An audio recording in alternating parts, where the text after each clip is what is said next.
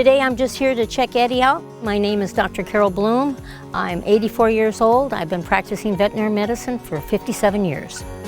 Sometimes I'd like to turn that around and help myself because I got bad knees too. That's me with a donkey. I'm in there pulling a baby calf out. I've worked on zebras, I've worked on mules, horses, cattle, cats and dogs. I don't do snakes, I don't do anything like that. I shouldn't say this, but I really didn't like her too much. I didn't think she was going to do the job for me, so. The first time I was interviewed, there was 3 gentlemen there and they said, no, we just don't take women. I said, okay, but I'll be back. If she can do this at 84 years old and been doing this most of her life, there's no reason that any other woman can't do it. Found out that she turned out to be the exceptional veterinarian that she is today. Being born on a big farm in Michigan as I was, we had all the horses and the cattle and everything. That's all I ever knew.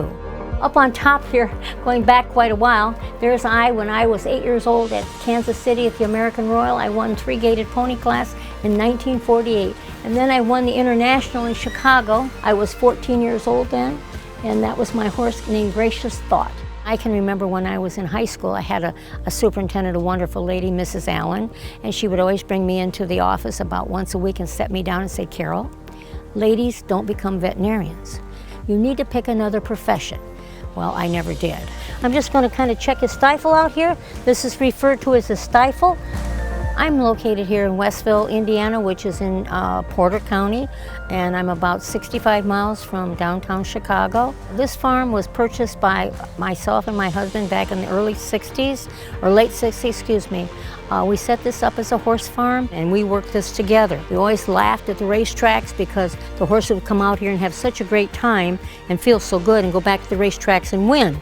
Well, then it got funny that everybody said, you better watch when Bloom is bringing a horse back in here because this horse is going to be feeling good. He's going to win.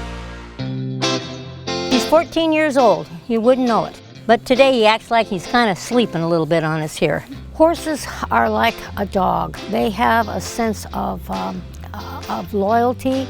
They give you the satisfaction and the love and the compassion that's unbelievable. A horse has something that is really special about him. He's got a nice foot. He's got a nice foot. Bill's doing a good job. I remember a lot of horses, but you know what I remember the most is the people I met. I met lots of good people, hardworking, good people. And that taught me a lot about life. And I think that's the most memorable things I've got. Yeah. Eddie's a roping horse, so Eddie is very active, very athletic, and you can see he's a well-muscled horse. He's in good shape, and he's got a wonderful attitude. I'd had some accidents. I got hurt real bad at Washington Park. I had a horse that we didn't realize was an outlaw at the time, and he came up and he hit me right in the head and threw me out in the aisle, and he really put a hammer down on me. It had a hoof print right on my head. In the x-ray, you could see it. The horse would be brought out here to the clinic, and we would do the surgery. I did sesamoid operations, knee operations, hock operations. I've set a lot of broken bones. I've set jaws in horses. I've done a lot of plastic surgery where they'd been hurt. Jack McCallan made me 2 special gifts. This is called a hoof tester. This goes on a horse's hoof to test him for if they've got a sore foot. You put the horse's mouth in like this, you put his teeth in here, then you open it up like this and you clamp it. Then you can go in the mouth and you can work in the mouth, you can do anything you want to do in the mouth without losing your hand. This is a laser machine that I was given back in the 70s to determine how to use it. I documented every horse I did, how it worked, how close I was, how long it took, and turned it over to the company. And that's what ended up in Champion's laser machines today. And it was funny, when the man came to sell me the machine, I said, let me show you something. So I went back and I pulled my laser out. He fell off his chair. He said, you've got to be kidding me. I said, no, I'm not kidding you. I was one of the people that researched the laser for your company. So this just shows you how things have changed in the laser. I mean, it's just wonderful what we can do with the laser. That's what we did, and my husband did it. We did it together. And we're going to celebrate 50 years in February, being married. 50 years, yes. We are so proud of that, so yeah. You know, that was funny.